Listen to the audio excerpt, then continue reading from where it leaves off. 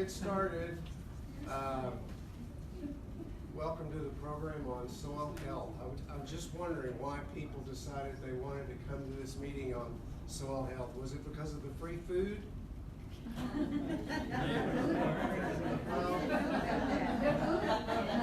Well, if it is, you're sorely disappointed. So just forget that. We're going to talk a little bit about soil health, and I want to thank Karen Kermagrat and Colleen with the Library Literacy Services program for helping put this on and put the advertising together. And we're doing this. I'm Neil Loftus, and I'm the current president of the Washington County Master Gardeners. And just briefly, the Master Gardeners are a volunteer organization, and we are trained gardeners, and we're trained by Oklahoma State University. We have received our training in classes that we have been recently doing at Tri-County Tech, with about a 12 or 13-week program put on by staff and faculty from OSU. They're professionals, and so we take this pretty intensive class and take an exam, and we get a really good break on the cost, and in return we give back to the community with service. So if you're interested in doing something like that, if you think, I might want to be a master gardener, then we have a place for you to sign up and express your interest in doing that. So we're going to have a program next January out at Tri-County Tech on that 12 to 13-week program. So if you know, we've got registrations for a drawing we're going to have for bird feeders. Well, we have 2 bird feeders. Janet Whaling is at the back, so make sure you've signed up for that. What do you think of when you think of dirt or soil? Is there a difference between dirt and soil? Are they the same? Well, I think of dirt. Just personally, I think of dirt, and that's what I'm sweeping out of the door and into the dustpan. And I don't think of dirt as being something that's going to grow plants or grass or anything like that. So I think of soil as being something more productive. And for soil, just like our bodies, we want to keep our bodies healthy, right? So there's certain things that we have to do to keep our bodies in shape, to make sure that our bodies are properly fed, that we exercise. So I'm going to try and draw a little bit of an analogy between our own health and soil health as being important for growing things. So I have some slides, and these were not created by me. These are part of the Master Gardener Training Program, and this was the soil science section. These are some slides from the soil science section from Dr. Zhang at OSU. So I want to give him credit for these slides. So here are some things that we might think of when we think of productive soil. Some of the results of productive soil. A great crop by the farmers and a great vegetable garden. Now we know that certain things affect how the plant growth, what things do impact our plant growth and influence a crop's potential. We've got air, temperature, whether it's hot or cold, light. Some plants need more light than others. Mechanical support, nutrients, and water. So what is soil? This is Dr. Zhang's definition of soil. So it's a little bit complex, but it's the unconsolidated cover of the earth made up of mineral and organic components, water and air. And this is the key thing that I pointed to in terms of dirt versus soil. It's capable of supporting plant growth. So what makes up the soil? That little bitty section there, OM, is organic matter. So that means anything that was originating from plant or animals. All right? 25% air, 25% water, and then we have what is called soil separates. Soil is comprised of 3 different soil separates. And think of these are sand, silt, and clay. So in terms of sand, in terms of, say, the ability of soil to hold water, which type of particle do you think water will stay in the most? Is it going to stay in sand? What's it going to do? It's just going to go right through it, right? So if you're at the beach and you throw some water on sand, what does it do? It just soaks right through. Well, the sand is a big particle. So the largest particle is sand. The next to the largest particle is silt.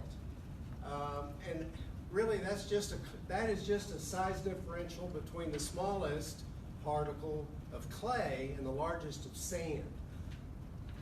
Clay, what happens with clay if we have soil that has a lot of clay in it? Here's an example. I got this out of one of the flower beds that I was working the other day. So I want you to feel that and see, what do you think that's, if this is something that would, if you tried to saturate it with water, is that going to hold the water? You could almost use it as a baseball, couldn't you? It's really hard, right? Okay, so clay has a real capacity to hold water and to retain water, which is a good thing, but it can also be a bad thing if your soil is primarily clay, because the moisture is going to stay in the soil and potentially drown your plant. So the only thing I wanted you to get out of this is that soil is an active, growing, live medium, and it's generally made up of 3 different soil separate particles. And it has different properties. We've got physical properties, we've got chemical properties, and biological properties. We're going to talk a little bit about chemical properties on pH, but just the biological properties, to mention that, just to let you know that there are live organisms within the soil. It's living. It's not just dirt that has no activity in it at all. Now here we've got different colors of soil. Throughout the state of Oklahoma, you can go through different parts of Oklahoma and probably find different colors of soil. Have any of you been through Oklahoma City? What color do you see of the soil when you're driving through Oklahoma City? Red. Red, yes. What do we have here? What color do you think we have here? Is it kind of varied? Brown. Brown? Yeah?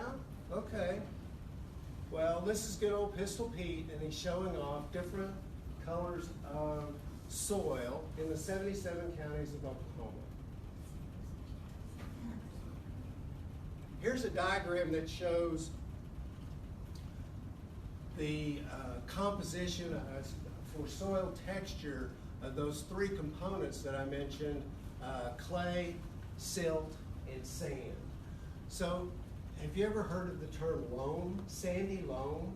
Isn't that, when you hear the word sandy loam, do you think, well, oh, that's really good stuff? That's the stuff that I want?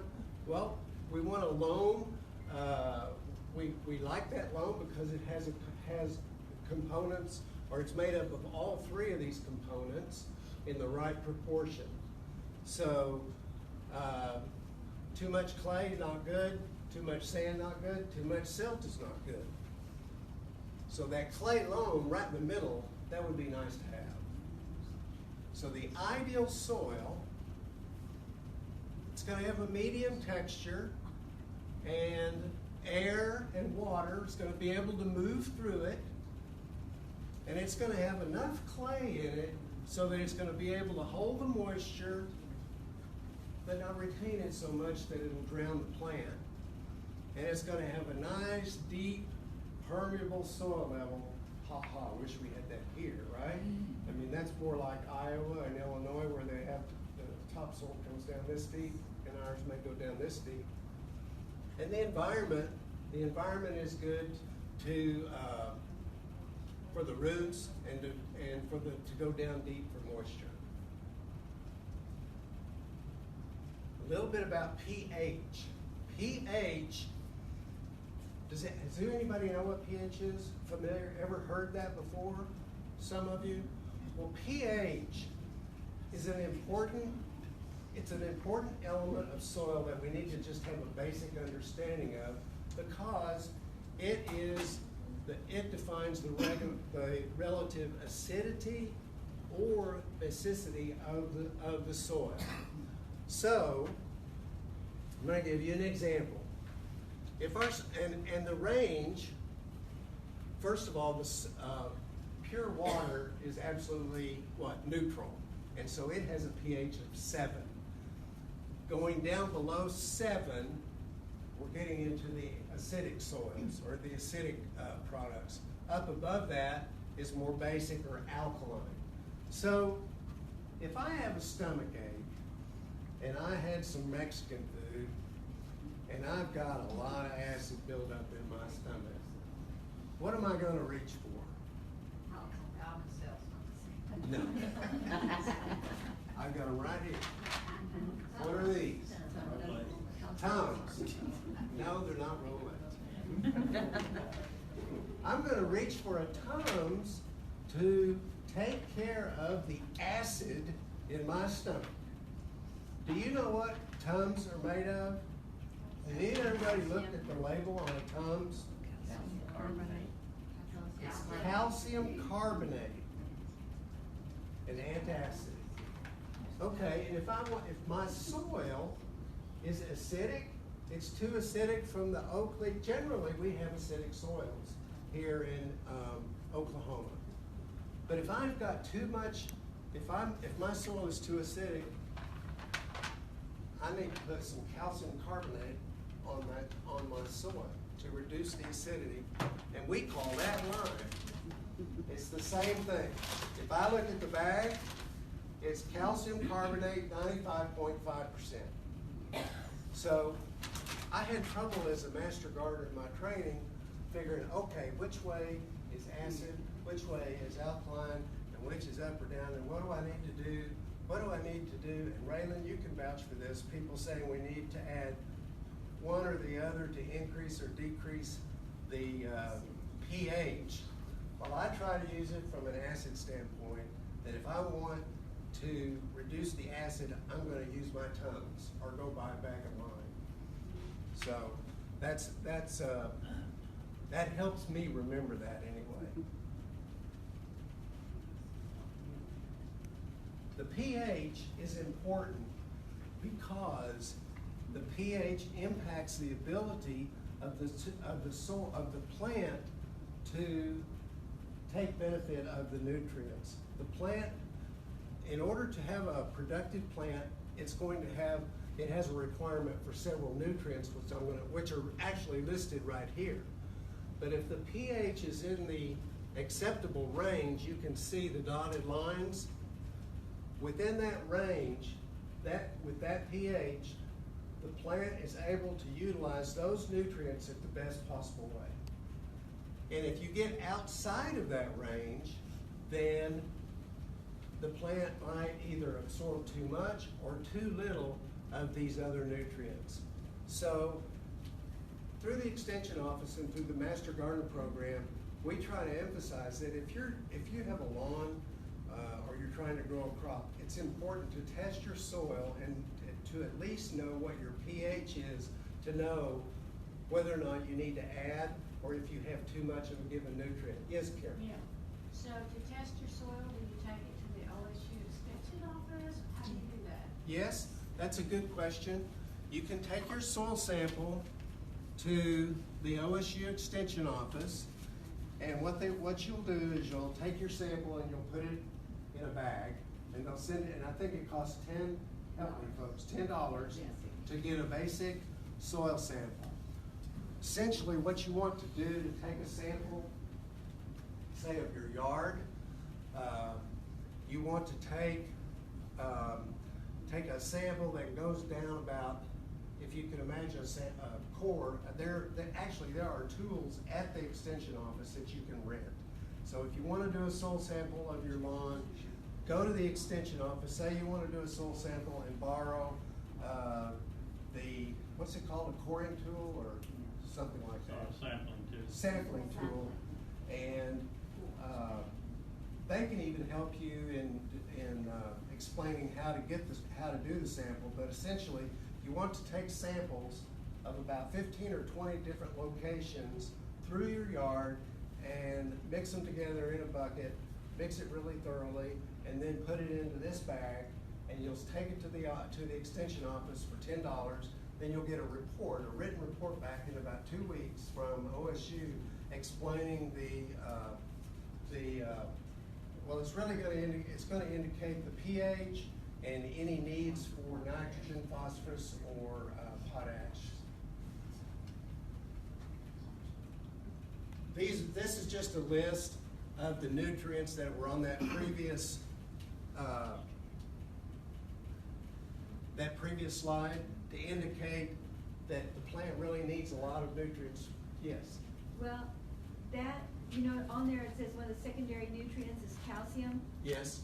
So does calcium as a nutrient affect the pH of the soil, or does when you add lime affect the availability of the calcium in the nutrient makeup of the soil? I don't know the answer. I don't know what calcium carbonate does to the calcium content. If I have any chemistry guys here that would know, I don't know. I can find out for you though. Okay, thank you. It's a good question. Whoops. Just very briefly, some nutrients that we have in our soil move around. We call them mobile. They're mobile nutrients, and others are more fixated, and they're not mobile. Just for our purposes, we need to understand that nitrogen is a mobile nutrient that does move around. That's why people have to put nitrogen in their lawn or their vegetables more than once during the summer, whereas for phosphorus or potassium, P and K, if it's needed, you can probably do it once a year. I'm going to go back to the pH and tell you that if you need to reduce, if you need to increase the pH, you would use sulfur. So sulfur goes up, and the Tums or the calcium carbonate reduces the acid. So this is just a slide to indicate that yes, soil is a living body, just like we are. And there's bacteria and other organisms in the soil that help it to retain its productivity. It's a fundamental part of our ecosystem. It's an important part of life, so we need it. How can I improve my soil? Well, it depends on what the problem is with your soil, and a soil test is going to help. But adding organic material is one way to increase and improve the soil. So I just went in my backyard, and here's a bag of compost. It's Cottonwood Compost. This is just what I use as my organic material to add to my yard. I use it when I'm planting ornamental plants. I'll put a little bit of this in the hole when I'm planting something, or when I'm planting different seeds. I'll put a little bit of this in just to boost the organic material in the soil. And minimizing soil loss, that's really an erosion issue, which is a real problem. We need to take care of our earth, our soil, and that means to prevent erosion and to use natural products whenever we can. So there's just a list of certain things that are beneficial to using soil organic matter. It doesn't take a lot to go a long way. And if you remember back on the slide, the percentage of organic matter in the soil was very, very small. So if somebody wanted to improve their lawn, one way to do that, and it needs organic matter. You could just put a thin layer of something like Cottonwood Compost on your lawn, and that would improve the organic matter. Another thing to do is to not bag those leaves. And we can use, and there's too many products that we as consumers are sending to the landfill that we can use to benefit the soil and the environment. And during the fall, I don't know about you, but I look up and down my street and there's people that are putting bags after bags after bags of leaves at the curb for the sanitation department to pick up. Leaves, the way I do it on my leaves is I run my lawnmower over the leaves several times. I take 2 or 3 or 4 passes, and each pass grinds them up just a little bit more. So at the end of going through 3 or 4 passes, then I will put my bagger on, and I'll collect the heaviest part of the residue of the leaves, and bag those, and then put them in my flower beds. And so I went with 1 bag of mulched or mowed leaves. That would probably equate to 10 or 12 bags of leaves that people are just taking directly and putting into their trash bags and putting on the curb. Cover crops is another thing. Farmers do that. Putting certain crops on your soil can add nitrogen and benefit the soil. People in the wintertime that have raised beds and they don't have anything on them, they could plant some peas or wheat or something like that just to provide a cover and to prevent erosion. So we want to protect our environment. That's an important issue. And one problem we have is with fertilizers, in that people have historically been putting down fertilizers containing phosphorus when they don't need it. Most of the time, our lawns only need nitrogen to sustain a healthy lawn. A soil test will tell you that whether or not you need P or K in your fertilizer. This is a result of phosphorus possibly from fertilizer draining into this pond and essentially destroying it. So some cities, municipalities, states, I'm not that familiar with it. They're pretty much banning the use of phosphorus in our fertilizers altogether. So when you go to the that's just the soil test. Fertilizing, that kind of tells you that I was saying know what you need in your soil. Don't just guess. Are people here? Do you maintain lawns? Or is anybody here maintaining and fertilize your lawns? Do you know what type of fertilizer you need or buy when you go to the store? Just whatever's cheapest. And seriously, a lot of people just say, well, whatever's cheapest. But the fertilizer label is going to have 3 numbers on it. And the first number is nitrogen, the second number is phosphorus, and the third number is potassium or potash. The first number is nitrogen, is the product that we really want. When I look for fertilizer, I want one with essentially no phosphorus and no potash. So I like a 30-00 or 34-00. That 34 means if you had a pound of 34-00 fertilizer, and it's a pound of fertilizer would have 34% nitrogen or urea. So if it's 34-00, typically for a lawn, you would want to put 1 pound of nitrogen for every 1,000 square feet on your lawn. No more than 1 pound per 1,000 square feet. So if I buy a bag of 34-00, I'm going to divide 34 into 100. So it'll take about 3 pounds of 3400 to get 1 pound of nitrogen. Does that make sense? So 3400, all right, 34 into 100, it's about 3. So I need 3 pounds for every 1,000 square feet, no more than.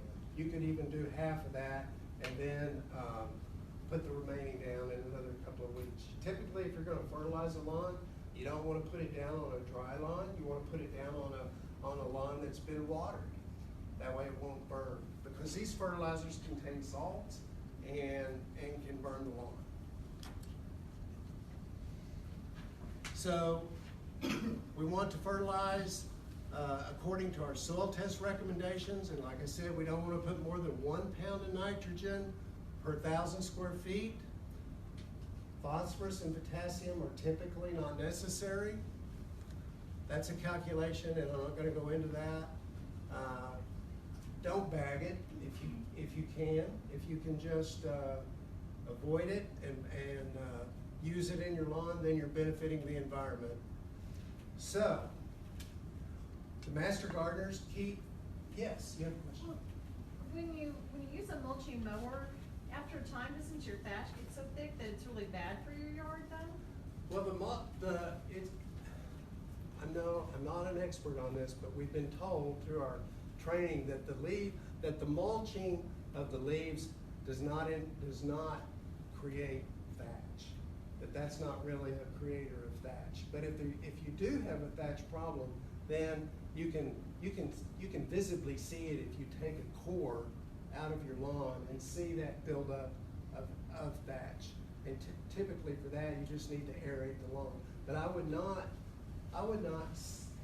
avoid using my clippings because I would be afraid to build up thatch.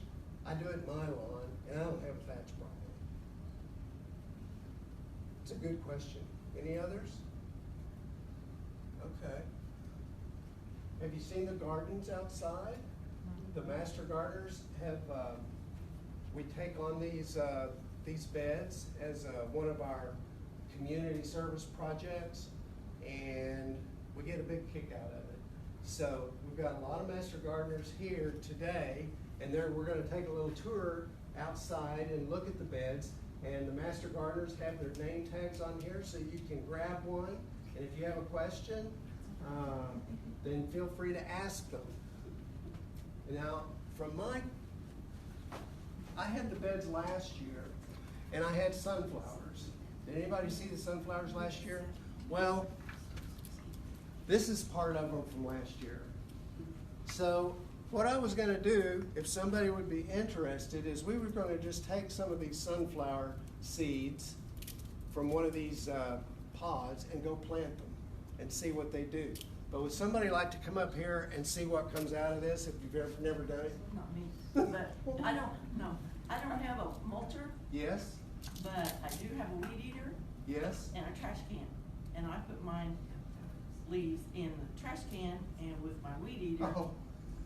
And it goes. That's one way to do it. Yeah, that's good. I don't have a mulching lawnmower, but I do have a weed eater. That's great. That's good. That's good. Okay. Yes. Are the slides available? Can those slides be emailed to us? And maybe you said that at the very beginning. I could probably do that. Okay, well, Yeah. I just wondered, because I would love to have the slides. Okay. Okay. So I can Just tell my husband not to if you get him not to bag, you can have the slides. Absolutely. That's great. Any other questions? Well, I want to go outside and have a little fun if we want to just plant some seeds. But, okay, if you want to do a soil test, here's some bags to collect your sample. Here are some, people know what zinnias are? The flowers. This is one of the easiest plants to grow in Oklahoma. And they're really one of the most interesting in my mind because the butterflies just love them. So I've got the pods, or these are the dried flowers from last year. And so all I want to do is we're going to crumble up some of them and then take them outside and see if we can get some to grow in a spot. So looking for some help for us to go. We got some young people here. Maybe they'll help. Do you want to try that? Come up here and let's see if you get. Just really scrunch it up good. Okay, now look in there. See that? Well, those are the seeds right here. Okay. That's the seed. So you got a lot of seed there. All right.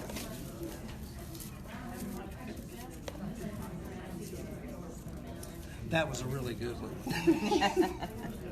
Do you want to do one? Yeah. Here's a sunflower. It's prickly.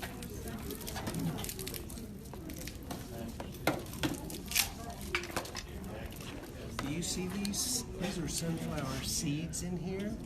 And we're going to take those outside and we're going to plant them. Okay. And so what we want to do is we want to take these seeds and let them break off into here. And we're going to go plant these seeds. Do you want to break some of those off and put them in there? Oh, right. It's okay if you spill some. Good. Just be hard. There you go. There you go. All right. That's good.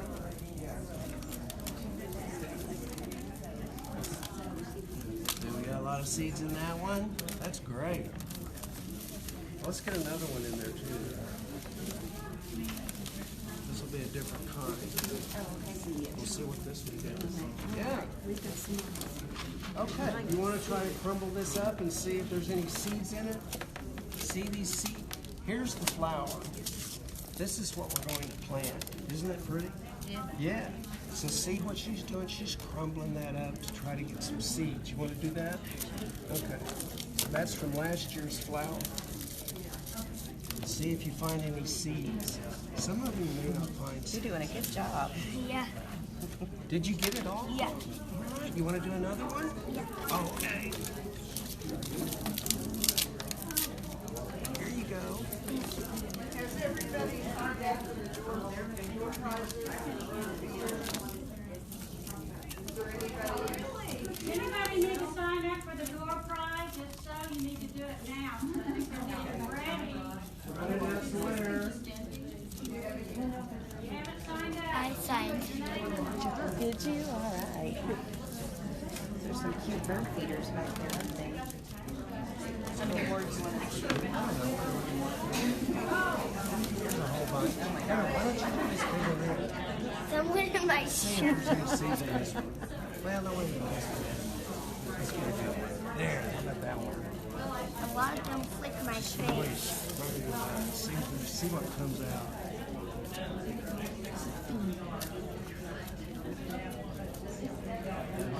I think there's some seed here, right here. You see that? That's the seed. That is a seed right there. Here's one right here. That's the seed. All this other stuff. But we're going to go outside and we'll just scatter this. We'll scatter this in the ground. And so some of it, it'll come up. So we'll take the zinnias, and they're going to look like this. Maybe a different color. I actually have a packet of zinnias. You do? Do you know what a sunflower looks like? Yes. That's what yeah, that's a sunflower. Okay. You gonna put it in here? Are you going to go out and plant with me? Yeah. Okay. I'm trying to get all these seeds in the ground. They're probably going to have to vacuum after us. Anybody Yes. if anybody wants a sunflower head to plant in your own yard, you can come up and take some. And I also have some dried zinnia flowers, and you can scrunch these up and put them in your yard. So feel free to take them. I'm sorry I didn't bring any bags for that, but just help yourself. You can do Well, there's one to grow like that. Yeah, I see that.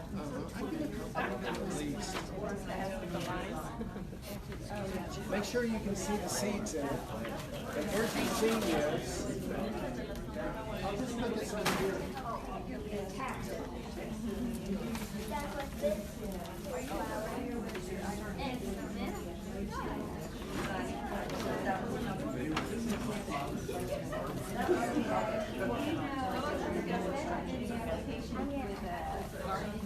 won't interrupt him because he's talking to the wall. It's okay. I think it So what do you do, just grind them up and then put them?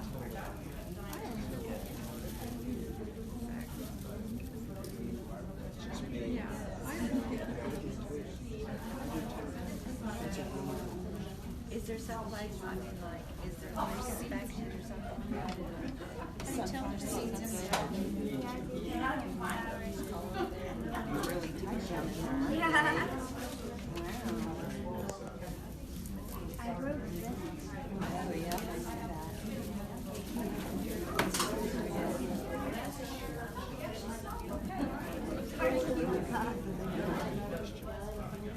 Now I stand up and you can see that. Did they tear them apart? Yeah, so if you look at this one. Yeah, Janet, would you come up and announce the Okay. Okay, great, thank you. You like to draw? You want to draw the winner? Just choose one now, like you're doing. Let me go down to the bottom, sweetie. Dig around, dig around, I've stirred them up. She stirred them up, okay, she stirred them up. I did. You just pick whatever you want. Okay, give this. Sue McLean. Yay! Where's Sue? Okay, and then, She wanted her piece.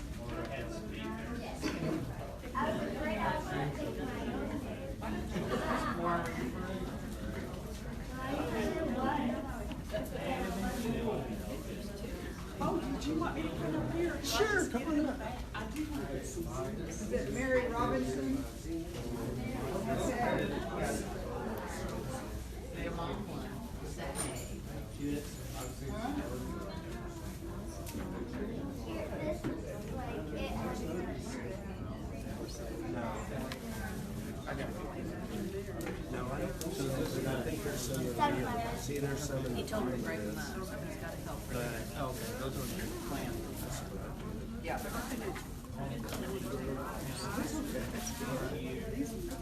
There you go.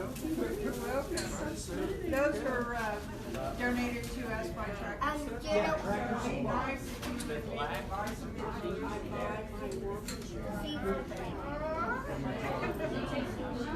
Okay, we have another? We have another? This lady here holds the other one. Okay. I had the young man. Are there any other questions? Mention the sponsor who donated it. Yeah, we mentioned that the Tractor Supply donated those bird feeders. And be sure to look for our booth at the county fair. That's in September. It's going to be here before you know it. So for those with the master gardeners who are going to be available outside, please raise your hand so you'll know. Okay? So I'm going to go out and plant in one bed, and I'd love to have these kids come out and do that. And for the others, you can go out and tour the gardens or come back and watch us plant. Thank you for coming. Thank you for the Facebook Live people who are watching us. We're glad you did. Hope you enjoyed it, and I had a great time. I hope you did too. Okay.